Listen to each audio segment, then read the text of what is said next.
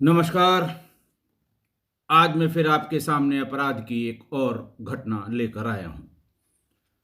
अपराध की घटना, अपराधी की मानसिकता, अपराध का कारण, अपराध का समय और अपराध के पीछे की परिस्थितियां। अपराध होने से ज़्यादा ये सब फैक्टर्स ज़रूरी हैं किस्सा कोई परिवार के लोगों को समझने के लिए। और मेरा आशय भी यही रहता है कि अपराध चाहे जिस पीरियड का हो, चाहे जिस कालखंड का हो, लेकिन ये समझना आवश्यक है कि उसके पीछे क्या कारण रहे होंगे। आज का वाकया 16 जून 2001 का है। एक थाना है गाजीपुर जनपद लखनऊ में, उसका एक इलाका है इंदिरा नगर। लखनऊ वाले जानते होंगे, गोमती नगर और इंदिरा नगर ये शायद सबसे बड़े इलाके हैं लखनऊ शहर के। टाइम हो रहा था कोई दिन का 11:30 बजे। कंट्रोल रूम को एक फोन आया कि इंदिरा नगर में शिवालिक मार्केट के पीछे पान की दुकान के सामने एक व्यक्ति को गोली मार दी गई। वो व्यक्ति वहीं पर गिर पड़ा है और संभवतः उसकी मृत्यु हो गई है। सूचना गंभीर थी। सीओ गाजीपुर केबी सिंह, एसपी ट्रांस गोमती श्री गुलाब सिंह, थानाध्यक्ष गाजीपुर, सारी फोर्स और जो मोबाइल की फोर्स होती है मौके के लिए दौड़ पड़ी। मौके पर जाकर देखा कि एक व्यक्ति जिसके सिर से काफी खून निकल गया था वहीं जमीन पर पड़ा हुआ था। तमाशबीन दूर से देख रहे थे। पुलिस ने फौरन उसको गाड़ी में भेज के पास के अस्पताल में भेजा। अस्पताल वालों ने बताया कि ये ब्रॉट डेड है, यानी ये जब लाया गया अस्पताल में तब इसकी मृत्यु हो चुकी थी। अस्पताल ने तुरंत पुलिस के लिए एक मेमो बनाया कि एक व्यक्ति गन शॉट इंजरी का ब्रॉड डेड अस्पताल पर लाया गया है। पुलिस ने अपनी कार्रवाई शुरू की।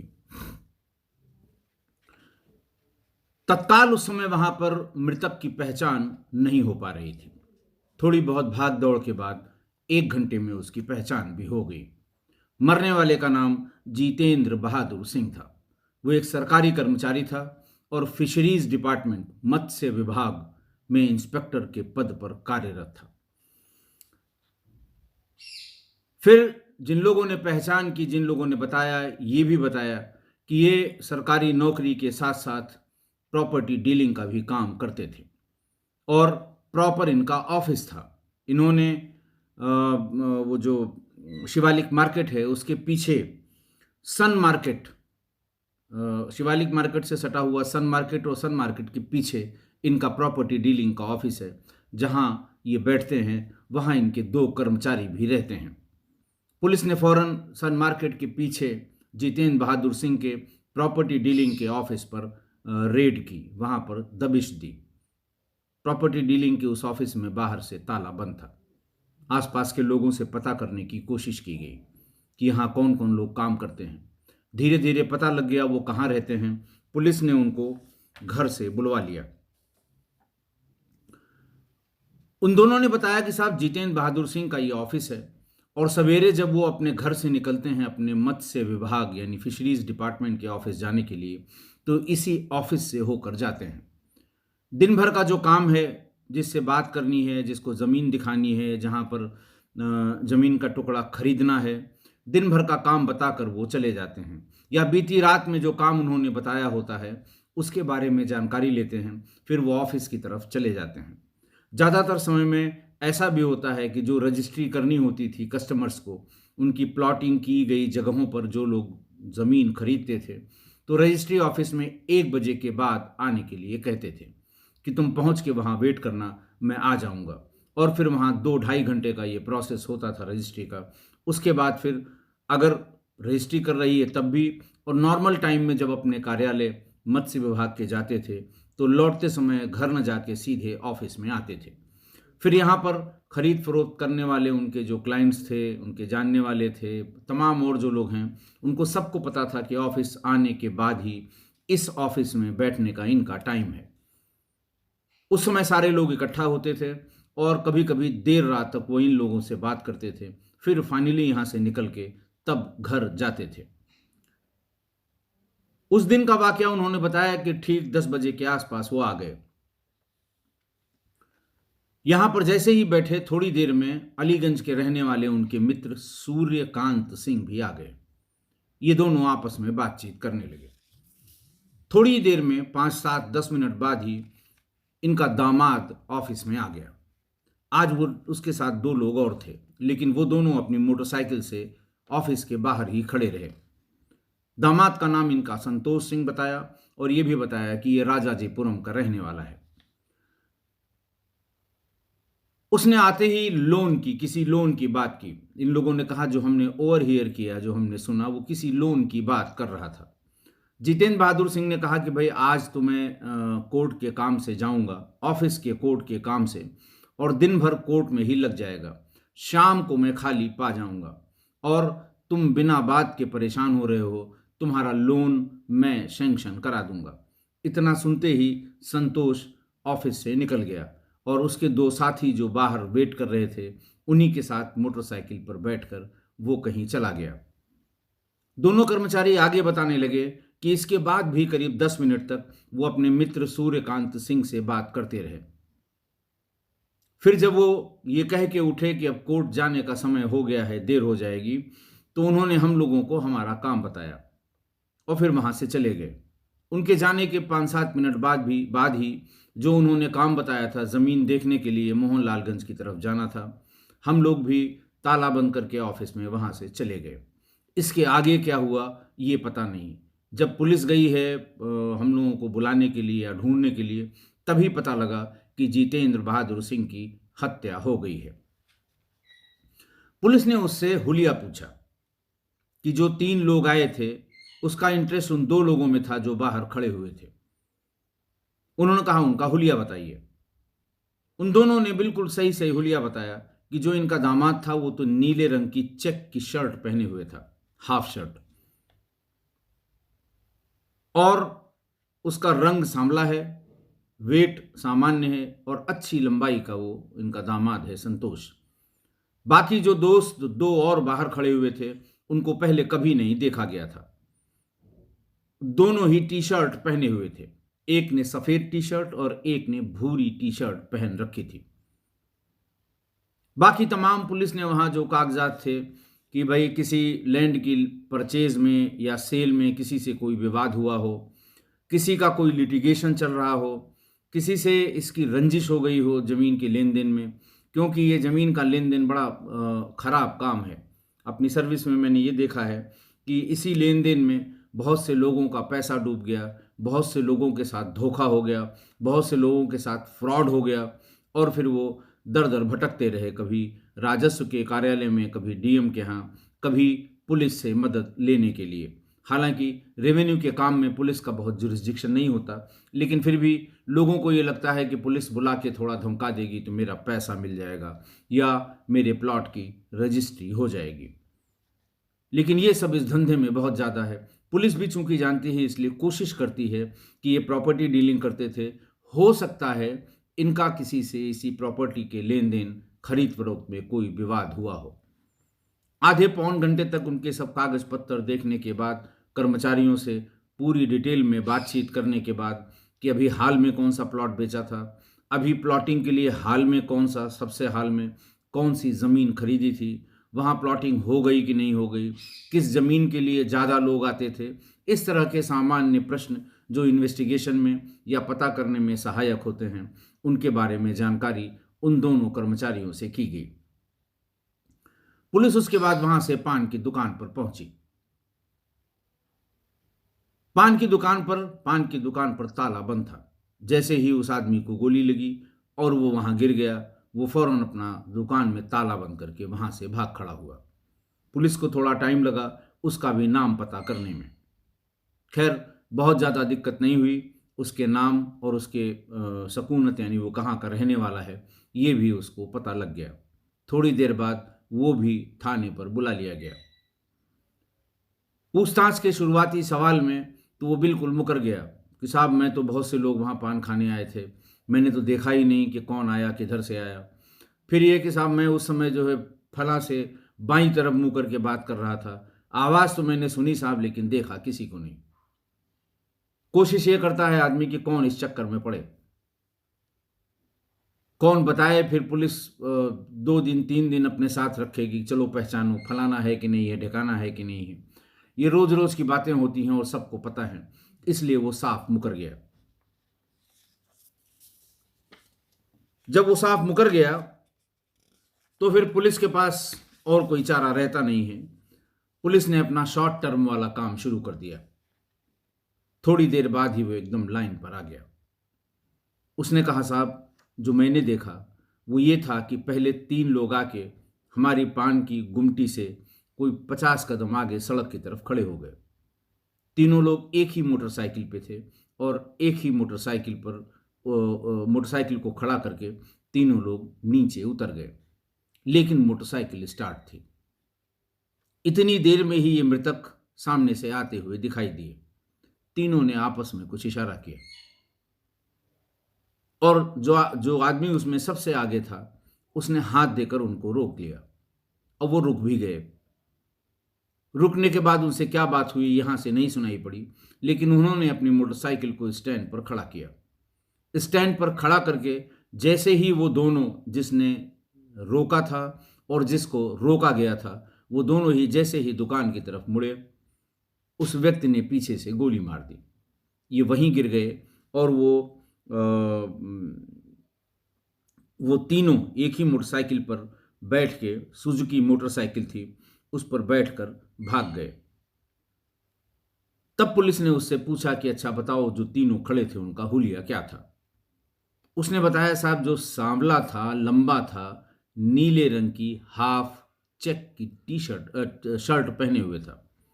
जो बाकी दोनों साथ में थे, दोनों टी शर्ट पहने हुए थे, एक ने सफेद और एक ने भूरी। ये हुलिया बिल्कुल उन्हीं लोगों की हुलिया से मैच कर गया जो ऑफिस में आए थे, जिसको दोनों कर्मचारी मृतक का दामाद बता रहे थे। पुलिस को कोई संशय नहीं रह गया कि यह हत्या उसके दामाद ने ही की है। पुलिस भागकर राजाजीपुरम के उसके घर पर पहुंची। दामाद का पता करने में बहुत ज़्यादा देर नहीं लगी। पहुंची तो पता लगा वो घर पर नहीं है। सुबह से निकला था, आया ही नहीं। घर में उसकी पत्नी मौजूद थी, जो कुछ भी बताने में असमर्थ थी। उसने कहा, साहब मुझे पता नहीं वो कहाँ गए हैं। प्रॉपर्टी का काम करते हैं, कभी कभी प्लॉट देखने जाते हैं, कभी ग्राहक से बात करने जाते हैं। वो अक्सर बाहर रहते हैं, आ जाते हैं फिर बाहर चले जाते हैं, इसलिए मुझे पता नहीं। निकले वो सवेरे 7 बजे से हैं, तो मुझे नहीं पता कि वो कहाँ पर गए हुए हैं। खैर, कई टीमें एसपी ट्रांसगुमती श्री गुलाब सिंह साहब ने बनवाई। 5-7 टीमें रवाना की गईं। इसके जहाँ जहाँ अड्डे थे, जहाँ जहाँ जिन जिन के यहाँ प्रॉपर्टी डीलिंग में ये असिस्ट करता था या जहाँ का रहने वाला था, सब जगह टीमें भेजी गईं। हफ्ता भर पुलिस हलाकान हुई, लेकिन उसके बाद संतोष पकड़ गया। संतोष पकड़कर थाने पर आ गया। संतोष से पूछा गया कि ये तुम्हारे कौन थे जिनको तुमने गोली मारी। उसने बताया, साहब मेरे ससुर थे। पुलिस ने पूछा कि आखिरकार तुमने ससुर को गोली क्यों मारी। तब उसने बताना शुरू किया कि साहब देखिए, मेरी शादी 6 महीने पहले ही इनकी रिश्ते की एक भतीजी से हुई थी। मैं भी प्रॉपर्टी का काम करता था, या करता हूं, अभी भी करता हूं, प्रॉपर्टी का काम करता हूं, और मैं हमेशा इनके पास आता जाता रहता हूं। मेरा आना जाना इनके घर पे और इनके ऑफिस पे बराबर रहता है, क्योंकि ग्राहक हमसे संपर्क करते हैं, हम ग्राहक को इनसे मिलवाते हैं, फिर इनकी आपस में डील होती है, हमारा जो कमीशन फिक्स है वो कमीशन हमको मिल जाता है। एक दिन इन्होंने, मृतक ने, मुझे ऑफिस में बुला के चाय पिलाई, पानी पिलाया और कहा कि देखो, मैं अपनी भतीजी की शादी करना चाहता हूँ, मैं ढूंढ भी रहा हूँ, तुम हमारे सजातीय हो, अपना और अपने परिवार का पेट भरने के लिए जो पैसा आवश्यक है वो कमा भी लेते हो, तुमसे अच्छा वर हमको कहीं नहीं मिलेगा,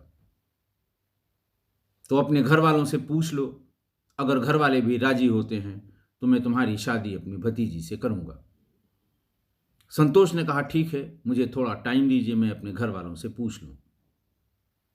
संतोष ने बताया कि उनके इस प्रपोजल के फौरन बाद मैं भाग के अपने घर ही गया। अपने माँ बाप और भाई बहनों से ये बताया कि इस तरह से प्रपोज़ल हमको दिया है ब्रिजेंद्र सिंह ने। और जितेंद्र बहादुर सिंह ने ये प्रपोज़ल हमको दिया है, और मैं उनको बहुत दिन से जानता हूँ, आदमी शरीफ है। घर वालों ने कहा तुम पहले लड़की देख लो। उनका लड़की हमारी देखी हुई है, हालांकि मैंने इस नज़र से उसको कभी नहीं देखा कि अपने लिए लड़की देखनी है, लेकिन चूंकि इनके घर पर रहती है, कभी कभार दरवाज़ा खोलती है, कभी कभार चाय पानी लेकर आती है, इसलिए मैंने लड़की को देखा है। और लड़की अच्छी है, सीधी है, भली है। घर वालों ने सब अपना तुक ताल बिठाया। उन्होंने कहा देखो, सरकारी आदमी है, प्रॉपर्टी डीलिंग से भी बहुत पैसा कमाया है, शादी हो जाएगी, तुम्हें भी कोई दिक्कत नहीं होगी, और शादी में अच्छा खर्च वर्च करेंगे। हमारे रिश्तेदारों को भी ये लगेगा कि शादी तुम्हारी जहाँ हुई है अच्छी जगह हुई है। कहने का मतलब ये कि घर वाले भी बिल्कुल राज़ी हो गए कि ये शादी कर लो, और फिर ये शादी बहुत धूमधाम से हो गई। हम दोनों पति पत्नी अच्छे से रहने लगे। हम लोगों में किसी तरह की कोई मिसअंडरस्टैंडिंग नहीं थी। अभी घटना के एक दिन पहले मुझे अपने दोस्त के यहाँ जयपुर जाना था, तो मैंने जिक्र किया अपनी पत्नी से कि मैं जाऊंगा जयपुर, तो आने जाने और वहाँ अटेंड करने में 3 दिन लग जाएंगे। पत्नी ने जिद की कि मुझे भी ले चलो। मैंने कहा इसमें जितने दोस्त हैं सब अकेले ही जा रहे हैं, कोई पत्नी के साथ नहीं जा रहा है। तुम्हारा साथ देने वाला वहाँ कोई मिलेगा नहीं। शादी का माहौल है, सब पिएंगे पाएंगे, और ऐसे में तुम्हारा ले जाना मुझे ठीक नहीं लग रहा है। नहीं तो अगर 1-2 लोग भी अपनी पत्नियों के साथ जा रहे होते तो मैं तुम्हें ज़रूर ले चलता। लेकिन इसमें समस्या की क्या बात है? 3 दिन की बात है, तुम अपने मायके में रह लेना। जब मैं वहां से लौटूंगा तो तुम्हें यहां से लेते हुए ही घर को चलूंगा। उसने कहा मैं मायके कतई नहीं जाऊंगी। और दूसरा ये कि मेरे चाचा को, जिनके यहाँ मैं रहती थी, उनको इस बात का बिल्कुल पता न लगे कि तुम कहीं बाहर जा रहे हो और मैं 3 दिन घर में अकेली रहूंगी।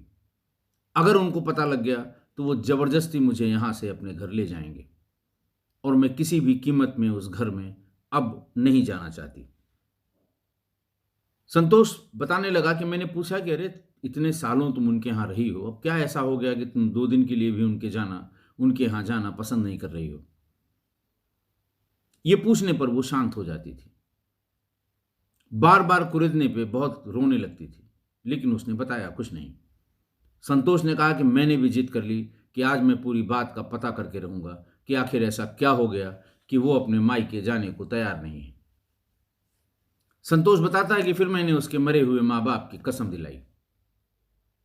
कसम दिलाते ही वो एकदम से फूट फूट कर रोने लगी। रोते रोते उसने बताया कि मैं उसी गांव की हूं और इन्हीं के परिवार से हूं, जितेंद्र बहादुर सिंह के। मेरे माँ बाप बचपन में ही एक एक्सीडेंट में मर गए थे। मैं 10-12 साल की हो गई थी, अपने एक ताऊ के यहाँ रहती थी। इतना पैसा नहीं था कि हमारे ताऊ लोग हमको पढ़ा पाएं। किसी तरह से हमको 2 जून की रोटी मिल जाती थी।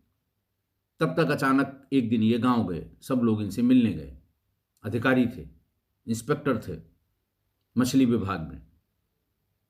मिलने गए तो इनकी नज़र मेरे पे पड़ी। उन्होंने पूछा ये एक लड़की कौन है? उन्हें बताया गया कि ये वही लड़की है जो आपके भाई और भौजाई एक्सीडेंट में मर गए थे, उनकी लड़की है। ये फौरन बोल पड़े, पढ़ती है? उनका नहीं साहब, कौन पढ़ाएगा इसको। फिर वो वहीं नाराज हुए सबके सामने कि लड़की है, अगर दस्तखत करना भी नहीं जानेगी, अनपढ़ रहेगी, कल को शादी कौन करेगा? कम से कम पढ़ा देते, सरकारी स्कूल में कौन सा पैसा लगता था। इस तरह की बात करने के बाद उन्होंने कहा कि मैं इसे अपने साथ ले जाऊंगा, इसे वहां पढ़ाऊंगा लिखाऊंगा, और जब ये थोड़ा बहुत पढ़ लिख लेगी, उसके बाद फिर शादी कर दूंगा। गांव भी खुश हुआ, और पत्नी बताने लगी, संतोष कहता है कि पत्नी कहने लगी कि मैं तो बहुत ही खुश हुई। कि शहर देख लूँगी, शहर में पढ़ूँगी, फिर मेरी अच्छी शादी हो जाएगी।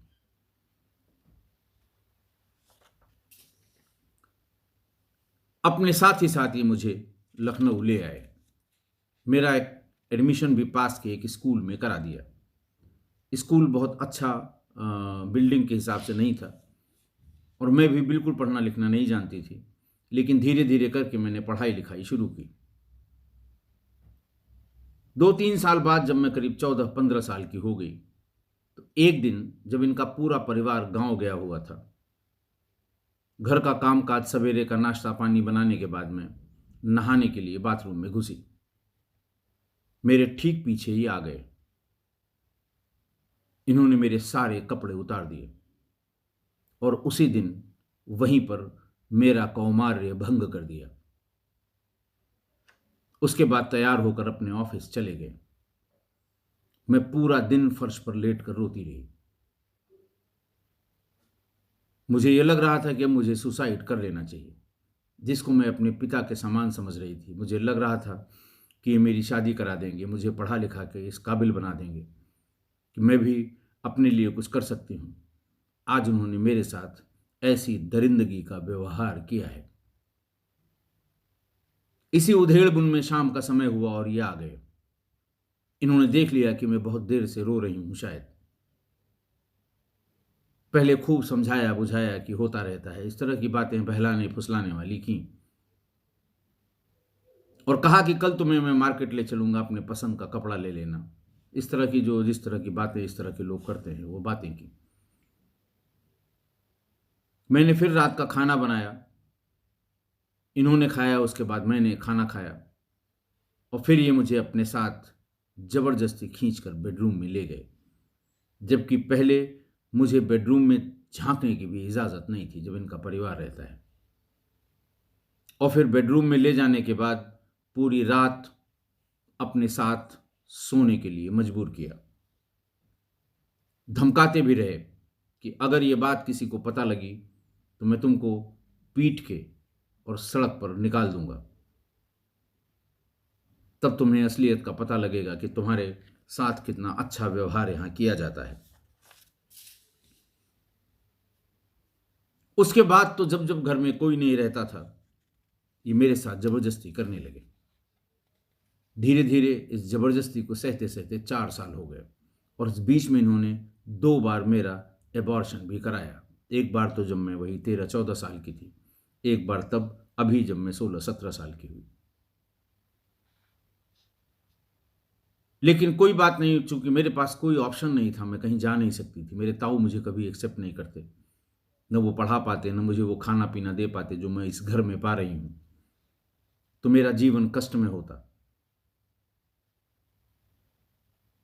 लेकिन हद तब हो गई जब मेरी शादी के कोई 3-4 महीने पहले एक दिन गांव गए और गांव से 12-13 साल की एक लड़की ले आए और ये कहा कि ये बहुत गरीब घर की लड़की है और तुम भी यहाँ पर काम करते करते परेशान हो जाती हो, इसी काम की वजह से तुम 2 साल से स्कूल नहीं जा पा रही हो, तो ये घर में काम करने के लिए ये लड़की ले आए हूँ। सफाई, खाना, कपड़े का धोना, ये सब काम यही करेगी।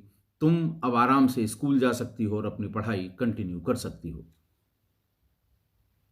फिर मुझे लगा कि लगता है ये बदल गए और अब मेरी अच्छाई के लिए सोच रहे हैं। उसके आए हुए करीब 1.5 महीने हुए होंगे, 2 महीने।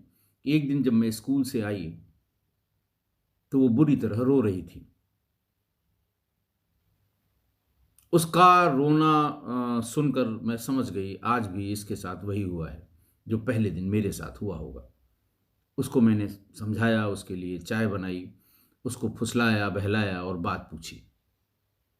इतना डरा दिया गया था, वो बात बताने को तैयार नहीं थी, लेकिन धीरे धीरे उसने फिर पूरी बात बताई कि आज सवेरे ही ऑफिस जाने के पहले इन्होंने मेरे साथ बहुत बुरा बर्ताव किया है, मेरे साथ दुष्कर्म किया है।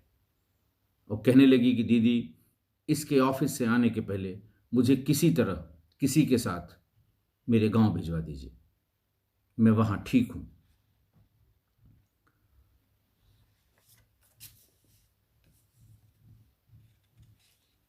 फिर मुझे ऐसा महसूस होने लगा कि अब शायद मुझसे इनका मन भर गया। एक दिन इन्होंने बुला के मुझे बताया कि मैंने तुम्हारी शादी तय कर दी है। तुम जवान हो गई हो और तुम्हारी हम बहुत धूमधाम से शादी करेंगे। तुमने 6-7 साल हम लोगों की बहुत सेवा की है। पहले मैं घबराई कि पता नहीं, फिर इन्होंने नाम बताया कि संतोष सिंह से तुम्हारी शादी तय हुई। संतोष सिंह आता जाता रहता था, कोई बुराई नहीं थी उस लड़के में। मुझे लगा चलिए इनसे पिंड छूटेगा।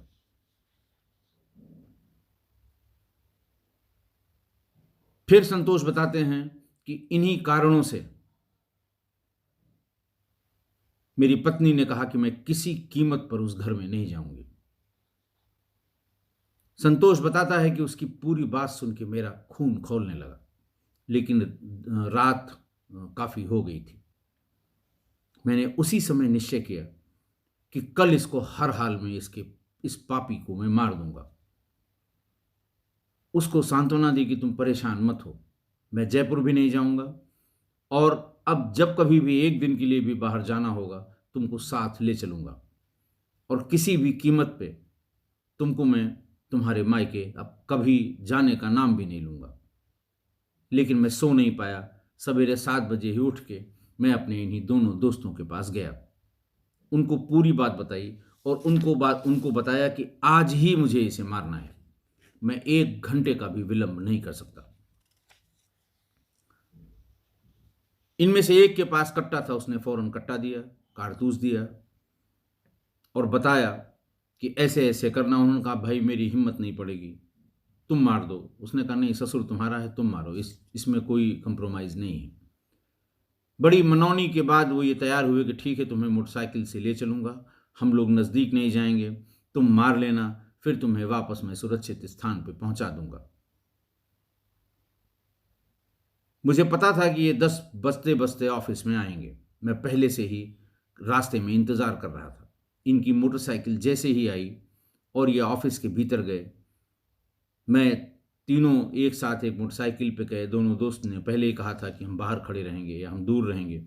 वो दोनों दूर खड़े हो गए, लेकिन जैसे ही मैंने भीतर झांका, इनके दोस्त बैठे हुए थे। इनके बड़े अच्छे दोस्त थे, वो मुझे अच्छी तरह पहचानते थे। मैंने अपना दिमाग तुरंत शांत किया और फिर उनसे लोन की इधर उधर की छिटपुट बातें करके वापस लौट आया। मेरे दोस्तों ने पूछा क्या बात हुई, काम नहीं हुआ? उन्होंने कहा नहीं, वो उनके दोस्त फलाने वहाँ बैठे हुए हैं। जिस रास्ते से वो हमेशा ऑफिस जाते थे उसी रास्ते में पान की गुमटी के सामने हम लोग खड़े हो गए कि ये कभी कभार इसका मन होता है तो आके यहाँ पान खाता है, यहीं रोकेंगे और अब की बार उतरे न उतरे यहीं मारेंगे। हम तीनों वहाँ वेट करते रहे। मोटरसाइकिल स्टार्ट थी। मेरी नज़र एक टक इसी पर थी कि कब वो मोटरसाइकिल से आता हुआ दिखाई पड़ जाए। तब तक वो दिखाई पड़ गया। मैंने हाथ दे के उनको रोका, उनसे कहा कि बाबूजी पान खा लीजिए। वो फौरन तैयार हो गए। मोटरसाइकिल बंद की, मोटरसाइकिल को स्टैंड पर खड़ा किया। स्टैंड पर खड़ा करके वो जैसे ही चलने को हुआ, मैंने पीछे सिर के पीछे सटा के उसे गोली मार दी।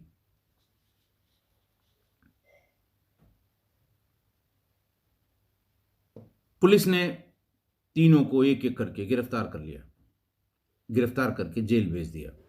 लेकिन ट्रायल में ये मुकदमा बहुत दिन तक चल नहीं पाया, क्योंकि जितेंद्र बहादुर सिंह की तरफ से बहुत पैरवी नहीं हो पाई। उनके यहाँ कोई ऐसा मजबूत आदमी नहीं बचा था जो अदालत में पैरवी करे उनकी। आज की घटना, एक लावारिस, लाचार, मजबूर, बिना माँ बाप की लड़की को जानबूझकर अपने घर ले आना और लगातार सालों साल उसका यौन शोषण करना। फिर जब दूसरी उससे भी कम उम्र की बच्ची मिल गई तो पहले की शादी करा देना। इस मानसिकता का व्यक्ति निश्चित रूप से मानसिक रूप से बीमार है। ये बीमार रहा होगा। बहुत ही कुत्सित मानसिकता का ये व्यक्ति था। बच्ची के माँ बाप नहीं थे और मृतक के साथ रहना उसकी मजबूरी थी। उसके पास कोई दूसरा ऑप्शन नहीं था। ये मैं कह नहीं सकता कि माँ बाप को ध्यान देना चाहिए था, थे ही नहीं बेचारे, क्या ध्यान देते। और घर में होने वाले इस तरह के क्राइम, इनको रोका नहीं जा सकता, बहुत मुश्किल है। थोड़ी बहुत गलती जरूर इसकी पत्नी और बच्चों की है, मृतक की, कि इस तरह से जवान होती एक लड़की को घर में ऐसे समय में भी रखना जब परिवार का कोई आदमी घर पर न हो। थोड़ी बहुत गलती उनकी मानी जा सकती है, लेकिन कौन पति पर वैसे भी कोई इतना विश्वास नहीं करता, खासकर जब सभी लोग परिवार के एक साथ रह रहे हों। पर उस महिला को, उसकी पत्नी को यह ध्यान रखना चाहिए था। इसलिए उसके पति ने ऐसे काम पिपासु ससुर की हत्या कर दी। वैसे तो हत्या का अपराध कानून के हिसाब से हुआ, मुलजिम पकड़े गए, कानूनन उनको सख्त से सख्त सजा होनी चाहिए। पर दामाद की मजबूरी और पत्नी के साथ हुई घटना भी कम हृदय विदारक नहीं थी। ऐसे में यह कहना कि दामाद ने उसकी हत्या करके गलती की, अपराध किया, कानून के लिहाज से और मेरे लिहाज से, पुलिस के लिहाज से, बिल्कुल उसने हत्या की और बिल्कुल वो हत्या का अपराधी है। पर समाज इसे मानने को तैयार नहीं था। अखबारों में टिप्पणियां भी निकली। समाज कह रहा था कि मृतक को उसके किए की सजा शायद कानून न दे पाता, या उसको न्याय मिलने में बच्ची को जिसके साथ ये हुआ था शायद सालों साल लग जाते। इसलिए दामाद ने कानून को हाथ में लेकर जो कुछ किया वो सामाजिक दृष्टिकोण से सही था। हालांकि मैं इस बात को नहीं मानता। उसने अपराध किया, कानूनन उसको सजा होनी चाहिए। इसलिए समाज की इस बात के साथ मैं खड़ा तो नहीं हूं, लेकिन कान को बंद भी नहीं कर सकता। आज हमारे किस्सा गोई परिवार के लोग ही इस पर टिप्पणी करें कि मजबूरी में किया हुआ यह अपराध है तो बिल्कुल अपराध की श्रेणी में, लेकिन क्या इसको रोका जा सकता था? क्या इसको यह कहा जाए कि नहीं उसने ठीक किया? जो भी आपके मन में हो, अपने विचार हमको ज़रूर कमेंट से बताएं, या मेरी मेल आईडी rajeshpande61@gmail.com पर बताएं। RAJESHPANDEY61@gmail.com। आज के लिए बस इतना ही। बहुत बहुत धन्यवाद।